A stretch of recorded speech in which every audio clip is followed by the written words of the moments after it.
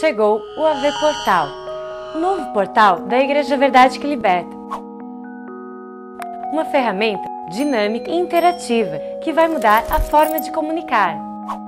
Você poderá acessar notícias, mensagens, conteúdo dos blogs, dos programas de TV, nossa estrutura e ainda as redes sociais. Venha para o avportal.com.br, um novo jeito de acessar um conteúdo de verdade.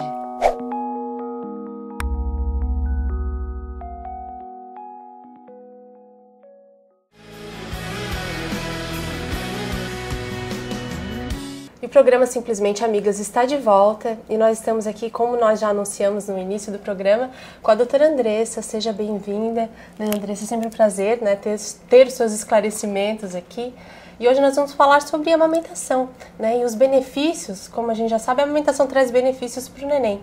E um deles parece que é a formação da dentição. É isso? Exatamente, o prazer é sempre nosso, Denise. Vamos conversar um pouquinho sobre esse tema que é tão rico, né? Odontologia para bebê, odontopediatria. Vamos falar um pouquinho dos dentinhos, então? Uma coisa que eu acho fascinante, as mamães que estão esperando seus bebês, gente, no 4º mês de vida intrauterina, os dentinhos de leite já começam a se formar. Nossa. Eu acho isso lindo. Eu não sabia disso. E vamos tratar então dos cuidados que a gente tem que ter desde que o bebê nasce e aí começam a surgir os primeiros dentinhos, né? E a vida fora. Andressa, uma dúvida que eu tenho, até estava conversando aqui com a Elke antes, né? Quando começa a higienização, né, do bebê? A partir de que mês? A gente conversa com as mamães o seguinte: é interessante a gente higienizar desde quando não tem dente nenhum. Temos só lá a gengivinha, ok. Vamos usar uma fraldinha bem limpinha, umedece na água e a gente faz essa higiene. Para não ficar aquele leitinho, né, que às vezes resíduo repousa branquinho sobre a gengiva. Então a gente já começa aí. Quando começa a aparecer os primeiros dentinhos, geralmente aqui embaixo, né, eles apontam. Às vezes inverte, nasce em cima primeiro. Mas enfim, a gente começa a fazer a higiene. Ou com a toalhinha umedecida, com a fraldinha, ou a gente pode lançar a mão de um instrumento que a gente chama de dedeira. A gente vai no mercado, na farmácia e vai comprar uma dedeira que se adapta ao anelar e ela tem cerdas muito pequenas, muito macias. Eu tenho uma dessa. Então assim, tem mães que se adaptam, tem aquelas assim, Andressa, eu acho mais prático a toalhinha. Ótimo, use a toalhinha, use aquilo que funciona para você. Só que aí vem aquela dúvida, quando que eu vou usar a escova de dente para bebê? Andressa, o meu enxoval já veio com a escovinha, já tá aqui, eu quero usar, né? A gente diz assim, deixa para usar a escovinha quando os primeiros molares nascerem. Então lá pertinho de 1 aninho, você vai começar a utilizar essa escovinha. Aí os molares são? Aqueles de trás. Os de trás, né? Aqueles bem bonitões, grandões, robustos, né? Esses são os molares. Aqui na frente você vai ter os incisivos e aquele pontudinho que é o canino. Depois deles é que vem os molares. Quando aparecer esses dentes robustos, aí sim você pode começar a usar a escovinha, né? Aí tem lá na embalagem, né? A partir de 1 ano, né? Tem então, indicação ali certinho. Exatamente. E o gel dental, doutora? Sem flúor? Então. Porque ele pode... Exatamente. O flúor é um problema quando administrado sem controle. Então, o que acontece? As crianças, às vezes, né, se empolgam com aquele gostinho bom e acabam comendo, né? As maiores adoram comer, né? Voluntariamente elas comem, né? E os bebês, eles não conseguem cuspir ainda, não tem esse controle. Então, o que a gente recomenda? Vamos prestar atenção na alimentação, no que eu estou levando, né, para a boquinha do meu bebê, tirar assim o máximo daqueles excessos de açúcar. Veja bem, a gente está falando de excesso de açúcar, não estamos falando em remover o açúcar da alimentação do seu filho, não é isso. Nós temos que fazer, implementar uma dieta bem consciente, né? Eu vou dar um suquinho de laranja. Por que eu tenho que colocar um montão de açúcar? Não justifica, né? Então a gente tem que equilibrar, né? Por exemplo, eu tenho meu bebê, para que dar refrigerante, né? Um suquinho é tão melhor, um chazinho. Então vale aí conversar com a pediatra, com o pediatra, conversar com a nutricionista e a gente está fazendo assim, uma dieta bem consciente, né? Sem uma grande oferta de açúcar.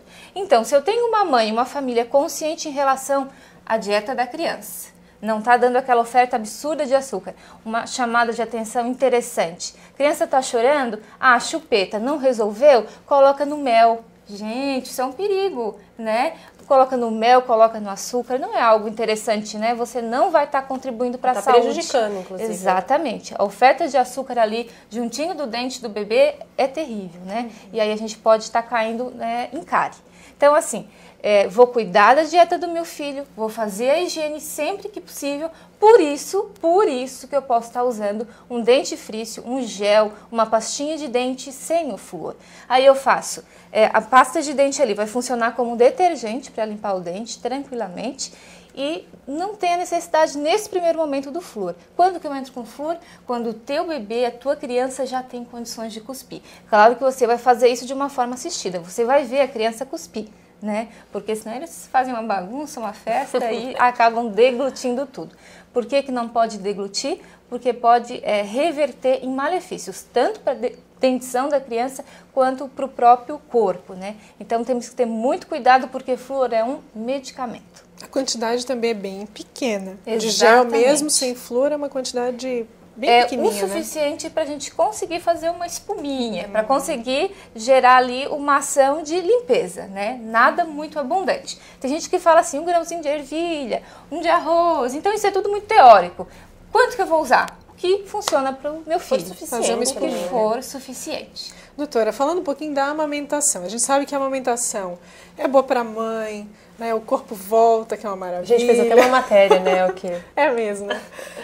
Também é bom para o bebê, né? N fatores, né? Autoestima, alimentação, previne doenças. Mas também tem a questão da formação da face, né? Que um dia a gente conversando, e isso me chamou muito a atenção. Ainda estava grávida e a gente conversava sobre isso.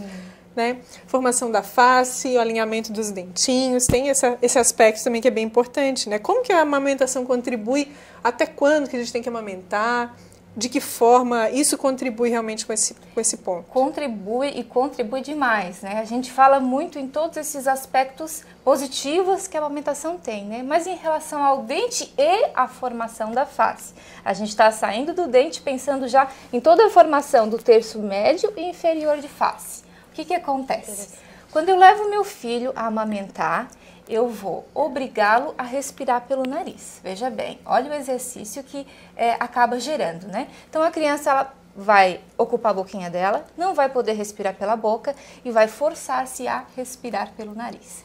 Esse exercício muscular todo vai trabalhar no desenvolvimento de terço médio e inferior de face.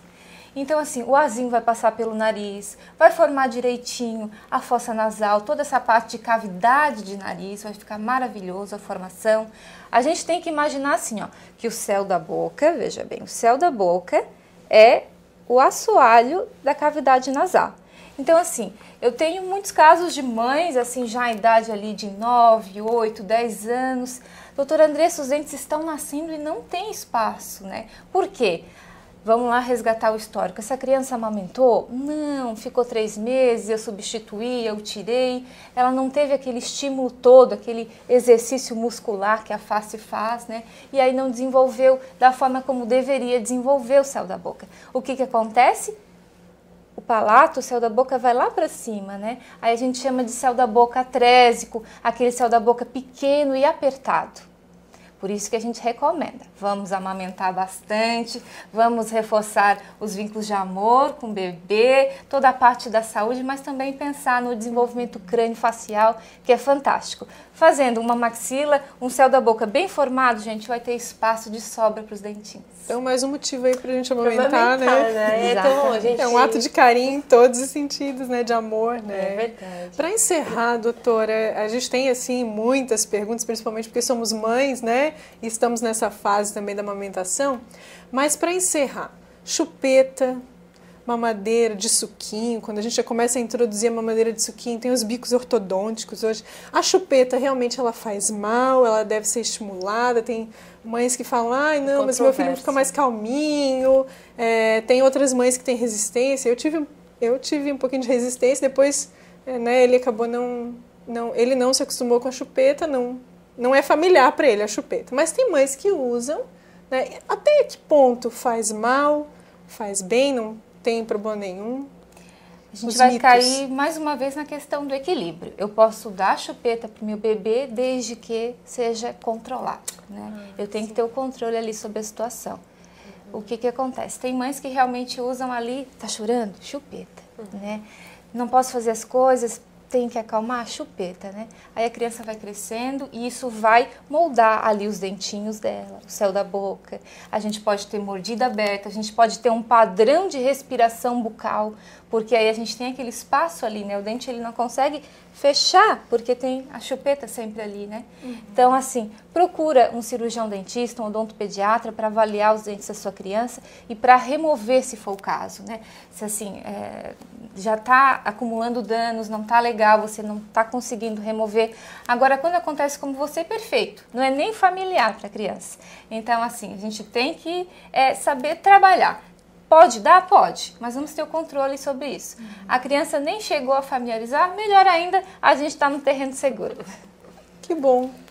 Bom, doutora, a gente vai te agradecer mais uma vez pela tua presença aqui, né? E abrir o programa aí para novas dicas, né? Que tu puderes compartilhar com a gente. Sempre um prazer. Né? Tu és também nossa simplesmente amiga, né? Você é parceira aqui, né? Igual nós estávamos comentando da Richelle também. É verdade. Também está no nosso programa. Já é um da prazer casa. mesmo, E queríamos te agradecer e mais uma vez as portas estão abertas para ti, tá, doutora?